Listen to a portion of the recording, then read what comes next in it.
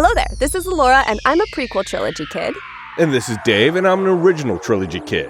Welcome to What Does Star Wars Mean to You, the show where we talk to all kinds of fans of Star Wars to take the hate out of the debate and look at the franchise from a certain point of view, one fan at a time. That is what we do here. That is what we do here. Who do we got today, Dave? Today we have Harvey Hamer, who's a writer from London. He is the author of the Diamond Dimensions Universe series. He contributes to Star Wars Insider and writes for sites like VloggerBeat. He also works in comics, screenwriting, and runs a newsletter chronicling his writing journey.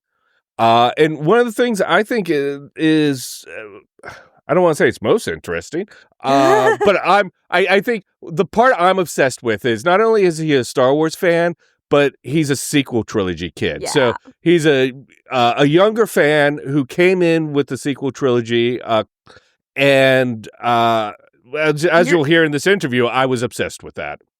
Dave's very excited to have our first sequel trilogy kid on the show, and frankly, so am Yes. I. But I think that there's an excitement that there's like a new generation of Star Wars coming in. Yes, Yeah. and I think it's a really cool point of view. Just like when finding you as a co-host as a prequel trilogy kid, I really like how they look at the franchise in a very different light. So should we go talk to him? Let's go talk to Harvey. Okay, here I'm going to do it. Luke, we're going to have company! The first question we ask all our interviewees is, are you ready to share with the world what Star Wars means to you? I am. Awesome. Our first question is, which movie is your guilty pleasure Star Wars? Probably the Clone Wars movie, if I can say that. Oh, I think that's you actually can say that. what got me into Star Wars, and it's probably the one I've watched the most. That's fantastic. It's really funny. We just had a guest on that aired this past week whose guilty pleasure movie was the Clone Wars. Mm-hmm. This is where I need a D6. 3. Who is your favorite bounty hunter? Probably just have to go with Boba Fett. That's a bit of a boring answer, but Yeah. again, I think some of the first few books that I read were the young Boba Fett ones, so he's kind of been with me since a young age. Yeah. Yeah, nothing wrong with the OG. Yeah. Question number 3. Do you have a favorite line to quote? Probably hello there. Yes. That's- Me and my friend normally, whenever we answer the door, it's normally a hello there. General Kenobi, how are we doing? That's always a good one. I kind of semi want to get it tattooed on my hand, but I think my husband would kill me. You know, it'd be awesome is on your knuckles. You're like, hello here and hello there. say hello to my little friends. Hello in there. Besides the movies, what is your favorite Star Wars content? This could be toys, video games, books, comics. Yeah, it's hard to narrow down. I think I went through, obviously, the toys, then the novels. I might say the comics at the moment. I've been, I get my order every month, and reading through the current series are all really good. The comic book series has had a really good run since Marvel retook the things in 2014. Yeah, it's. I nearly have every single issue of Marvel since they relaunched. So, do you have a favorite storyline from the comics? Well, all the Vader ones, I think, are all some of the best in different ways. Yeah. But just between Empire and Return of the Jedi, I think all of those series are great and how they crossed over. Yes. They fit a lot into one year, but it was all good stuff. Yeah. There's a lot going on in that one year. Yes, yeah. Some years are defining years. Yes, that was a very defining year. Our last question for you, and this is a question we always tailor to each of our guests. Say you live in the far future of Star Wars, like 200 years beyond the sequel era of Star Wars. If you could visit any historic Star Wars site, which one are you headed to first? I feel like maybe there'd be a museum in the Lars homestead that would be fun to visit. Yes. That's true, there would be. Or Exegol, because, Chris Kempshire teased a little bit about what they were finding there. I think Exegol would be a fun place, only because there's so much Sith lore there, and then there's also that last battle from Rise of Skywalker. That got us your Star Wars baseline. Let's move on to kind of your Star Wars story. What was your first introduction to Star Wars, and can you walk us through that experience? For me, it's always been around. I didn't even see the prequels in cinemas, so I kind of found out the story through the toys I was getting. Lots of Lego Star Wars. And then there was a Clone Wars magazine here in the UK, which is how I found out more about those characters before actually watching the series. I mean, we had the film on DVD, but I kind of just had headcanon of the rest of it based on toys and fragments and things. Wow. So Legos were your entrance to Star Wars. I think so, yeah. Because I think when I was younger, initially it was more Lord of the Rings and fantasy. But then Lego Star Wars kind of took over, collecting all the battle packs. And, what, comparatively to me, you're a young fan. And I find that so fascinating because back in like 77, in the 80s, like Star Wars was everything because that's all there was. But nowadays we have Marvel, you mentioned Lord of the Rings, we have video games, like Minecraft. There's so much pop culture IP to be a fan of. What was it about Star Wars that kind of got you in? I think the kind of mythology aspect of it. I don't know, the whole, because it was finding out more and more, going further back in time, and it was still legends as well. So I was finding all the books and comics and things, and it was something to piece together in my head. Whereas Lord of the Rings, I just had the films, hadn't read the books yet. But with Star Wars, there was so much already expanded universe material. And like the figures I was collecting were things from like the Force Unleashed or things like that. So it was all building together, and I got more and more intrigued. And then the collecting impulse took over, which then built my love even more as I started watching everything. What did you got into through the Legos, Clone Wars magazine? I'm assuming you then watched the Clone Wars movie. Where in all of that was the original trilogy? Like, did you know everything about everything before you even watched the original trilogy? I can't remember. I'm sure we did have it on video on video. Yeah. And I'm sure I did watch it, but I can't remember that being the beginning of any sort of fandom. So I think it was the Clone Wars movie. I remember it was in our local, well, not our local, but in our newspaper, and it was this new Star Wars movie. And that was the first one I can actually remember there being something new Star Wars. We didn't go to see it, but yeah, got it later on DVD and then started collecting the magazine. So you missed the sequels in theaters. What Star Wars movies have you seen in theaters, if any? No, I've seen the sequels. You have? Oh, okay. Yeah, no, the prequels I missed in theaters. Oh, the prequels. Sorry, it must have been when my headphones cut out. I don't know why I said it anyway.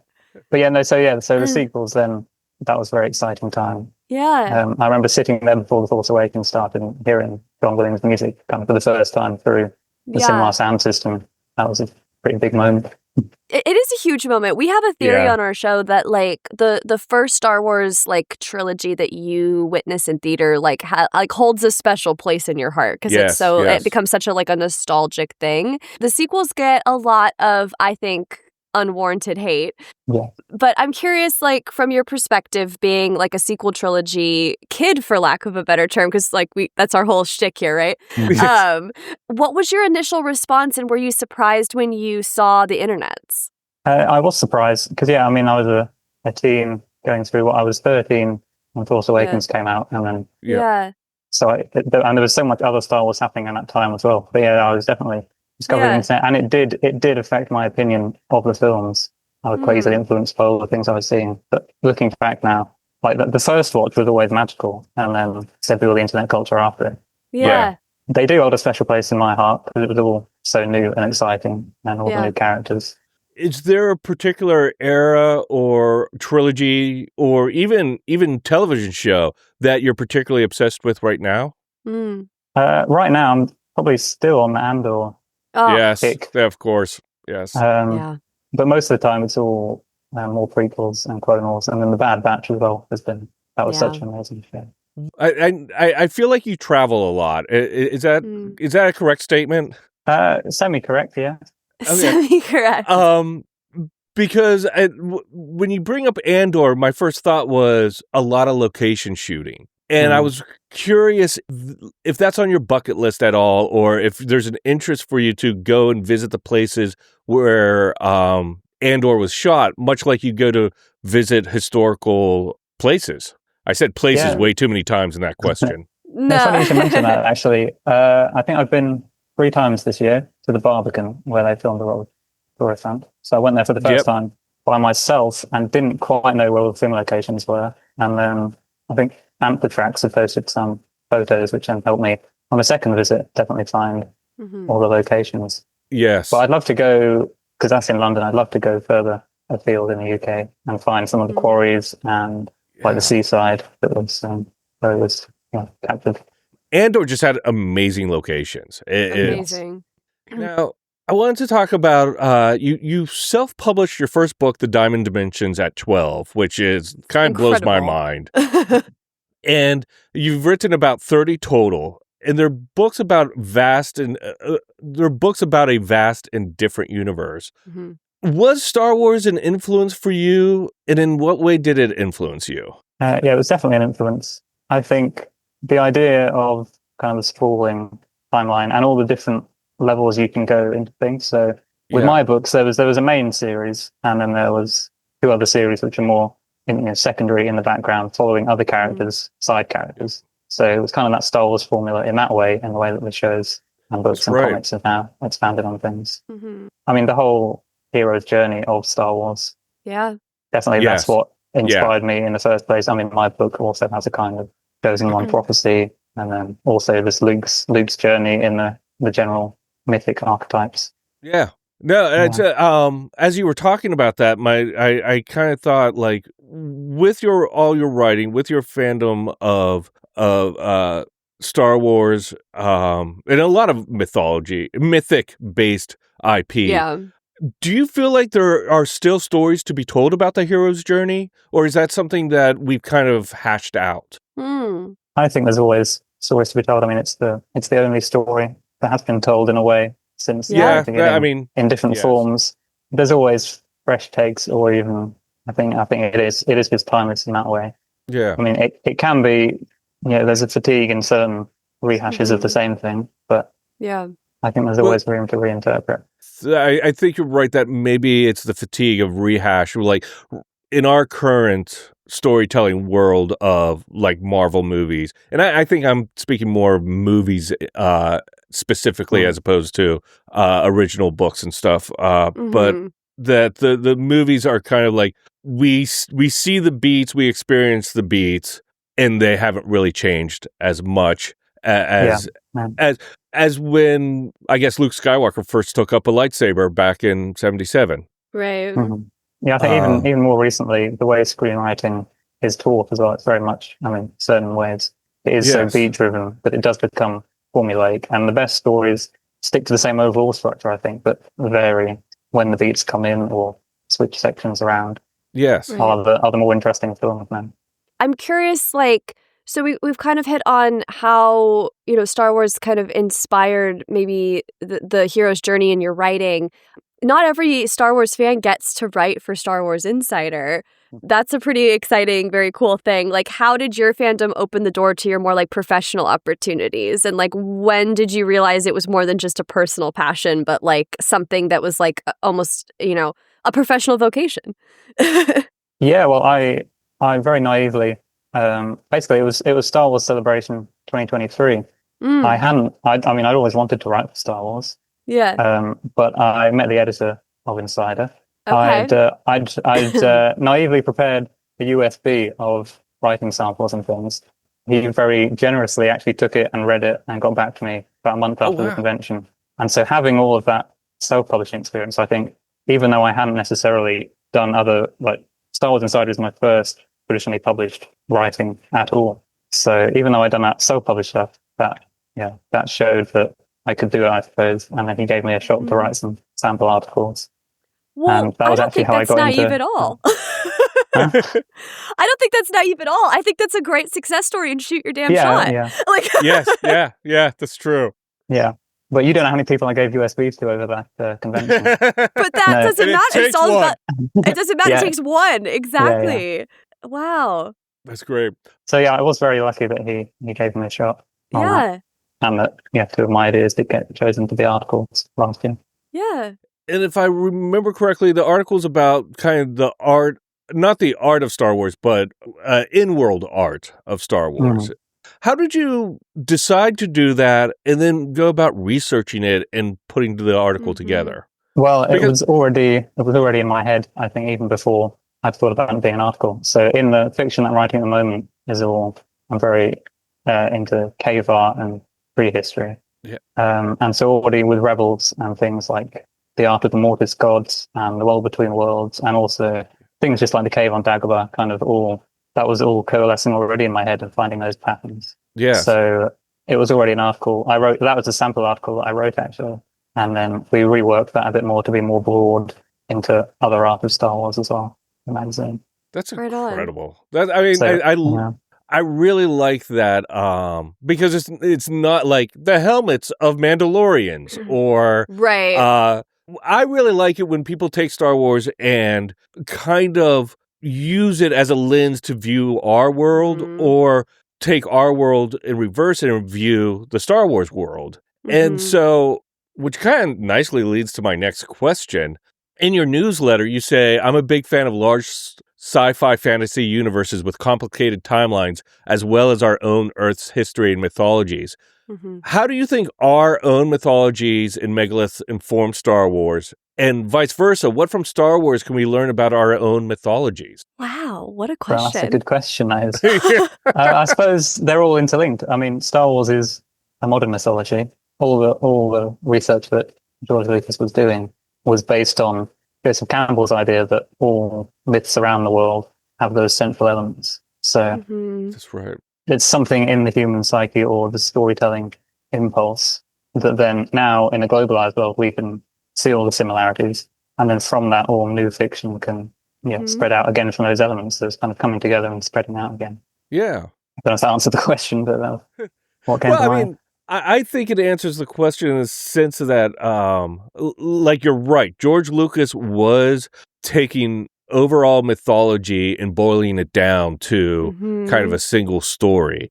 And I think that's part of what stands out about Star Wars at the time and even now is that idea of taking archetypes and telling everybody's story within the mythology. Just like the Force is not just Christianity, it's not just Buddhism, it's not a specific religion, but it pulls elements from all religion in order for everyone to kind of see their own reflection within it. Yeah. What is your favorite Mandalorian helmet? A little bit of a left turn. That's a good question. Maybe Pre Vizsla helmet. I don't know. Oh yeah, he was a character that obviously, growing up for those earlier seasons of Clone Wars, he was quite a big character for me. The joy of having his Lego figure was. Do you? Yes. Yeah. Do you still have your Lego collection? Most of it, yes. It's taking up a lot of wardrobe space, but it's yeah. They tend to do that. I'm curious. We kind of hit on. We kind of circled it and then we moved on pretty quickly from it. But I my thing is like I'm always fascinated by you take in something in a fandom and you really like it or you're really like vibing with it, you're enjoying it, and then you see like another perspective or like specifically the internet, which tends to I think feed more of like a negative narrative because that tends to be what gets the most engagement, right? Like people love controversy. I think I was curious, like, you know, to have been a sequel trilogy kid, to have seen the sequel trilogy in the theaters as your first Star Wars in theaters, to have enjoyed it, like you said, and then get online and be like, oh, wait, maybe I have a different opinion about that.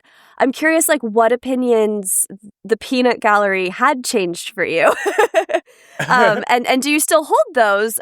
Did it actually, like, sway you in terms of, like, the actual kind of critique of the art? Or did you kind of come back around at any point and be like, oh, wait, no, that was all just noise and I like what I like? Definitely that's now. Yeah. For a long time, I was more serious with the critique of the art and the general opinions, but I think I'm going to rewatch the trilogy soon anyway, and that'll be a new, fresh take, because it's been a while. I don't think I've watched Rise of Skywalker since it came out on physical. Oh, wow.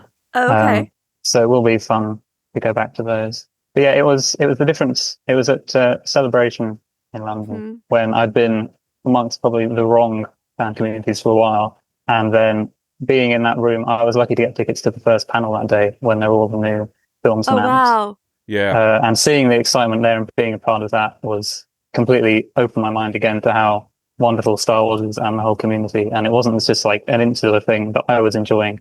And then there was a wider community of dissatisfaction. It was just so much joy in that room that completely not changed my mind, but opened it again to how I used to feel, I suppose. Yeah.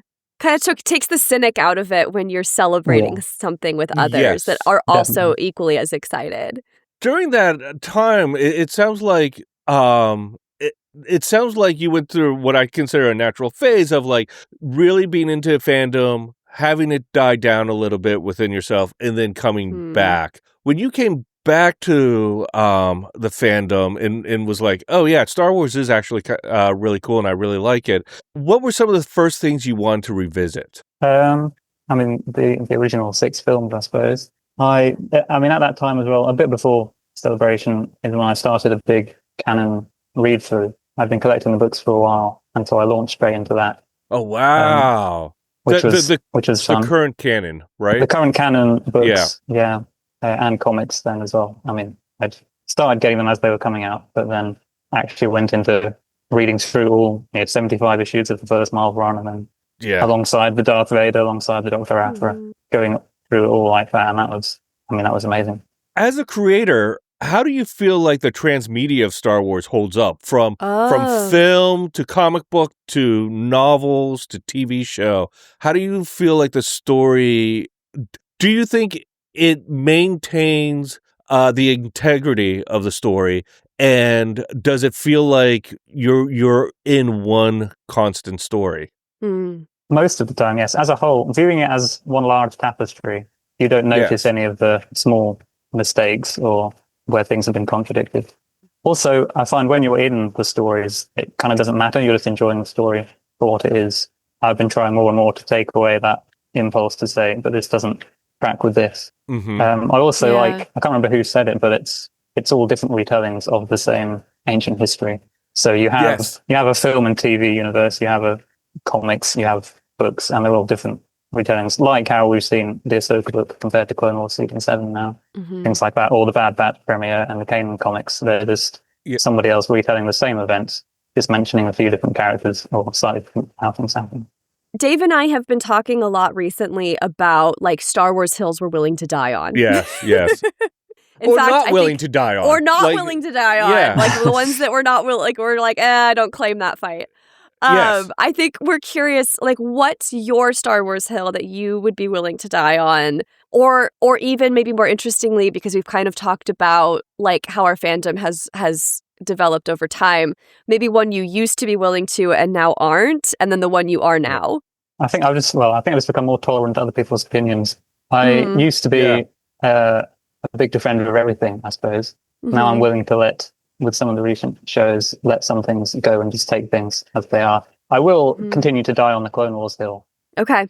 Whatever people say about the film, I've seen it so many times, I probably can't, but I'll say I can quote the whole script. Yes. It's not 4 episodes put together. It's a solidly structured film. It's a movie. Yeah. Yeah. It is a really... What it really gets right is it's a fun story, and it's a fun introduction of Ahsoka. I feel like for me, it holds up better now that we've seen the entire story from like 2008 to 2019, whenever the final season premiered. That for me, it became so much more deeper and involved as it went along that the later episodes actually improved the earlier episodes. And there may be a bit of nostalgia for me too for 2008. Is there, do you have a touch of nostalgia for Clone Wars at this point, or are you still young enough where nostalgia doesn't affect you as much? No, definitely nostalgia still. I mean, it's childhood nostalgia. It's that period of, getting, not even knowing what was happening in the show, but getting the new toys that Christmas. Yes. Yeah. And putting together and making up the stories for myself. And of course, that inspired my love of storytelling, kind of piecing that together and building the sets, playing with them to make my own story with those characters. It was just fan fiction I wasn't writing down, I suppose. So it will always have that nostalgia. It's absolutely right that you're creating stories with the Legos or action figures, and it is a form of fan fiction because you are telling yourself new stories. you mentioned getting toys for Christmas. Is there anyone else in the family that's fans? Are your parents fans? And you kind of inherited? Yeah, they're fans, but not as deeply as I am. They obviously they introduced me to it, and without them, I wouldn't have probably come to Star Wars until a lot later. So I've got to be grateful for that. Yeah. But they were also more Trekkies when that was coming out, and they didn't watch the films in cinemas until we went to see Force Awakens together. So yes. That's interesting, because I'm also a big Star Trek fan, so I know the two universes, but I always feel like Star Wars is a little more in the forefront for me than Star Trek. What are your other big fandoms that you follow? Like, what do you consider to be in your wheelhouse of a heavy duty fan? Definitely heavy duty Marvel fan as well. Okay. I mean, I've read some of the comics, but I'm talking about the films and the TV shows. Yeah. Definitely, I think Winter Soldier, the first such a good film one. I saw, and that was a good entry point. Yes. And then that was kind of like the Star Wars thing there. It's like, I got the twist that Bucky was the Winter Soldier. Now I've got to go back and rewatch the early bits of the MCU to get how that happened. Yes. Yeah. Yes. So, I mean, Disney Plus is very useful for all of the Marvel and Star Wars shows. I watch them as soon as they come out. So those are the main two. But also DC, I was a big fan of the Arrowverse, there's all DC TV shows on the CW. That was a great run. That was, I mean, I don't know how many seasons of different shows it was, again, about 30 seasons of TV. All crossover. Right? Yeah, but it was worth the watch. It was. Really amazing what they achieved with that. I think at one time they had 5 shows running at the same time. Yeah, I mean, and if you include some other ones, I think they're about 6 or 7. Yeah. That you could watch, concurrently in that year's time span of stories. We talked a little bit about your traveling. Have you noticed a difference in Star Wars fandom internationally? Like when you go to different countries, do you happen to interact with fans, and is there a difference, or is fandom just the same all over the world, just like we share mythology? Yeah, I think it's the same, just expressed in different ways. I wouldn't say I've interacted with many. It's always nice seeing a Star Wars t-shirt when you're looking at Roman ruins and somebody walks past. The good thing about in Europe, I've seen they have much better graphic novel selections. Seeing all hardcover, like High Republics along a shelf is amazing. Yes. And also, but it does express itself. Like, I went to Seville earlier this year, and one of the ceramics factories was making tiles inspired by Star Wars as well. Something that you wouldn't see. Yeah, what kind of tile? Was it supposed to look like the sets of Star Wars, or was it kind of branded Star Wars? Kind of just branded imagery that was not copyright encroaching enough, I think. But cool to see. Yeah. We hope. Just like helmets and logos. We'll see if Disney sues us. Right. Yeah, hopefully they won't go to Seville now and track down those people. I feel very bad. Yeah, as you sip from a glass of water with baby with Grogu on it. Yeah, I've got to have the branded glass. Which I gotta ask then. Have you seen the trailer for Mandalorian Grogu, and what was your reaction? Yeah, I mean, I'm very excited for that film. Obviously, there's the Rock of the Hutt connection. Yes. Which he was my first. He was kind of my Baby Yoda at the start. Yeah. So it's come full circle now that I've got Baby Jabba coming to live action. Yeah. WWE Jabba. Yes. Yeah, he's reminded me more of, is it Gracchus the Hutt, who was in the comics? Nice to see another Hutt. Oh, that's right. With that physique. I just assumed that was Baby Jabba all grown up. But this is a fun one. What is your Star Wars secret, or what's your most ridiculous Star Wars theory? Ridiculous theory. I don't know if I come up with too many on my own. I used to buy into some of the Snoke theories, but that was an interesting time. Oh, that's impressionable. Right. Yes. Is he Ezra? Is he Mace Windu? I mean, maybe I could say my theory is that Kino Loy is Snoke. He was left in the prison. They took him and they used him to experiment and make strand casts, and that's why they have a similar voice. Yeah, interesting. I mean, it's a good one. It's better than Mace Windu being Snoke. I forgot watch that come one. out in the theaters in like 10 years, and Harvey's gonna be like, I knew it! Yeah. What are you looking forward to in the future of Star Wars, beyond Mandalorian and Grogu? I mean, the upcoming Rey film, I think, is going to be amazing. It'll be so nice to see some of those characters back. Yes. And just see where they're going into that new era. It's always an exciting time. Is it back on? I thought they shelved it for a while. I'm hoping it's still back on. I think it was do being too. Redeveloped or something. Or they're still working on the script, but yeah. Okay. Oh, so the script was in just like redevelopment. I think so. That makes sense. Because Starfighter's filming at the moment, so that'll probably be the next one now. That one exciting. looks so fun. Filming close enough to me. I think some part of it that I can get excited. I'm excited for a standalone story. I'm excited because I loved Skeleton Crew. Skeleton Crew was fabulous because it's just like it's just fun Star Wars. Like it doesn't need to be super serious because it doesn't need to slot into the larger lore, right? And I'm excited for that experience in a movie theater. Yeah, because Rogue One and Solo were tied enough into what we already knew. But this will be something completely new. You're right. And then there's the Dawn of the Jedi film, which will be even more removed. Yes. That's by a lot. by a long way, unless there's some strange time travel involved. But maybe not. Well, I guess there could be a world between worlds moment. I think I might have to draw the line at that, actually. That might be the hill I'm going to die on, is that, like, there shouldn't be multiverse in Star Wars. Like, Marvel took it, let them keep it. Yeah, I agree with it. I agree with that. Only in Lego Star Wars, it's allowed. Yes. That is 100% different. Yes, 100% agree. Because, I just watched Rebuild the Galaxy Season 2, and that was, every line was amazing. So much fun. I feel like they go out of their way to try and step on the lore. Like they're trying to be an alternate dimension. Like it's like the goal almost. Yeah. It's so funny. I have the opinion that Lego Star Wars has some of the best Star Wars stories out there right now. Are you a big fan of the Lego Star Wars or? Yeah, I haven't watched it as much. I mean, at the same time when I was younger, we had the older like Yoda Chronicles and the one where it's young Han Solo. I can't even remember. Yeah, All Stars, I think it was called. But they were good. And then, but also, I had the Lego Force Awakens video game. Yes. Which was at that time where I was just starting to read some of the novels as well. I was reading the Aftermath trilogy and all the kind of Journey to Force Awakens initiative. Yes. But that Lego game actually has an adaptation of the comic of how 3PO got his red arm as a DLC level. Yeah, for a Lego game to expand on the lore of Force Awakens so much in a semi-canon capacity was exciting. I'm definitely a fan of that.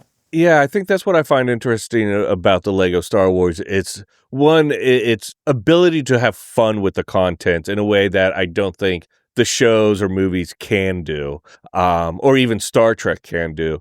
And also how it expands the lore or history of it, because one of my favorite things is how, why am I flicking? Adam Driver's character, Kylo Ren, how Kylo Ren became a member of the Knights of Ren. The Knights of Ren. Yeah. In that was it in the Halloween special? Yeah, I just thought it was a really good story, well told. That gave a history to Kylo Ren that was fascinating. That could work within a comic book or a show or even the movies, even though it was told with Legos. Yeah.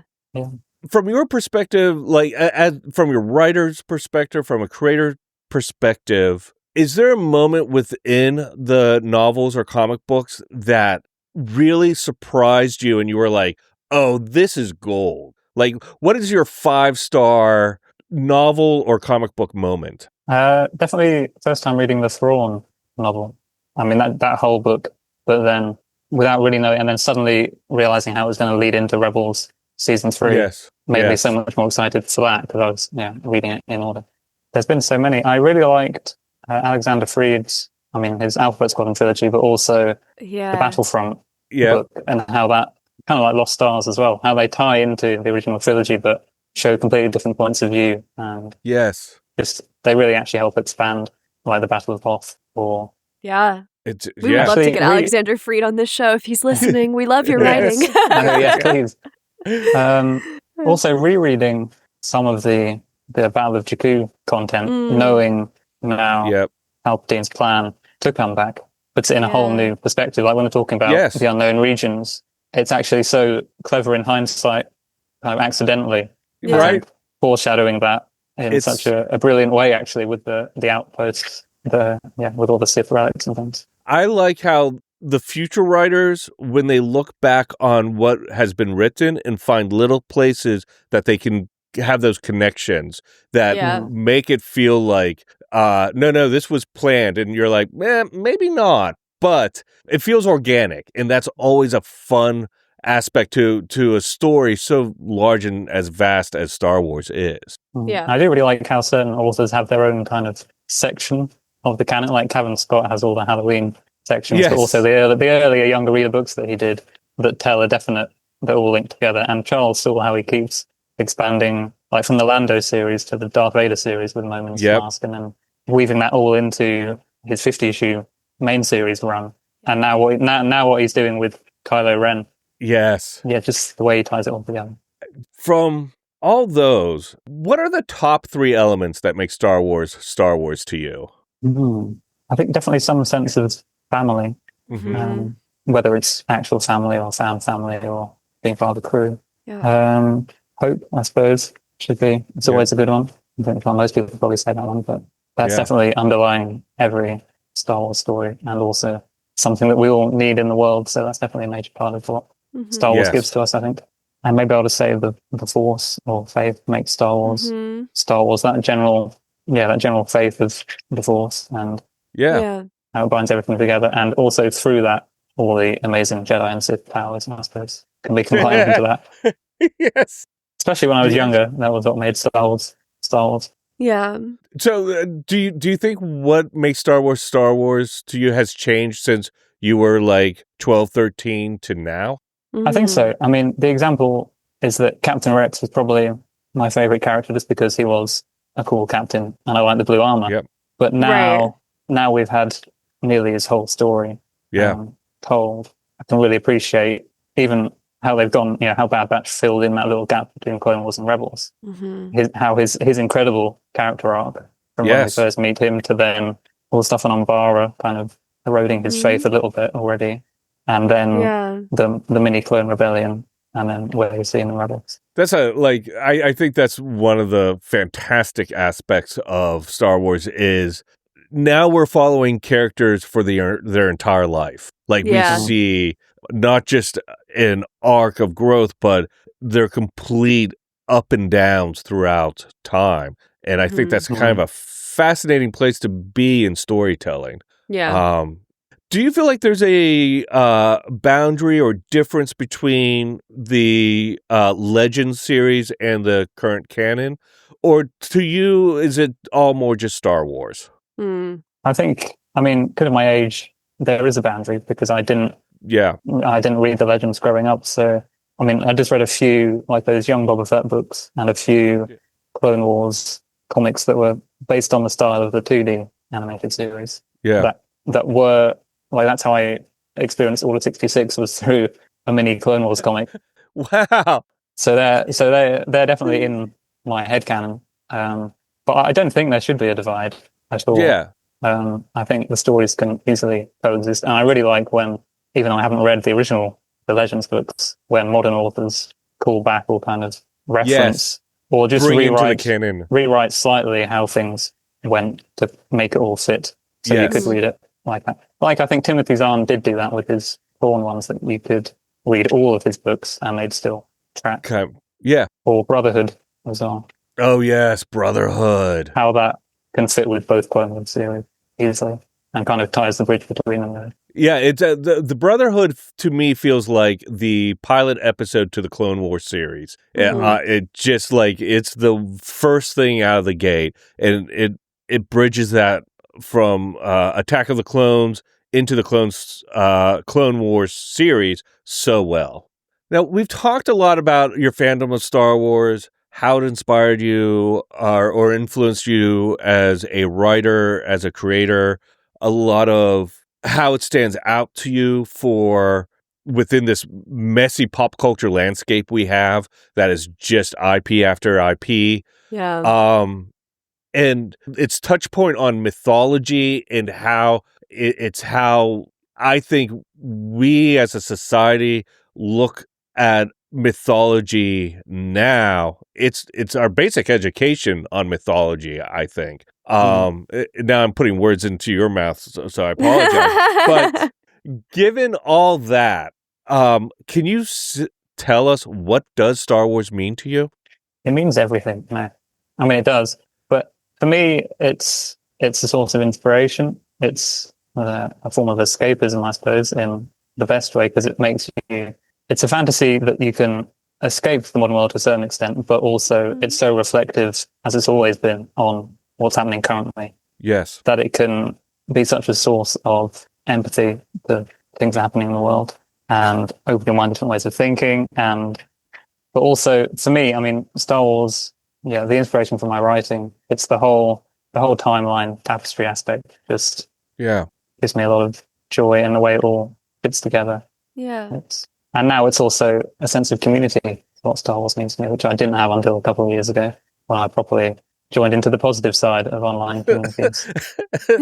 And all the authors that have given me their time and advice and been on my newsletter and things like that, that all means a lot to me as I navigate my own writer journey. Sure. That's wonderful. That's really great. It's a lifestyle. It's a lifestyle. Star Wars is a lifestyle. Yeah. It is. It is to a certain extent.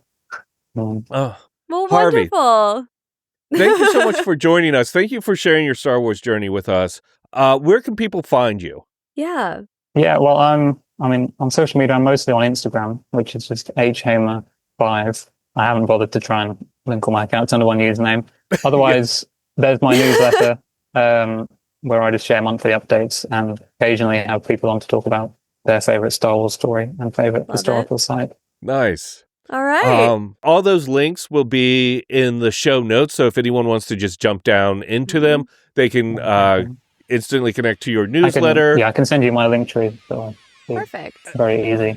Fantastic. And we'll include that as well. And Harvey, again, thank you so much. May the Force be with you. May the Force be with you.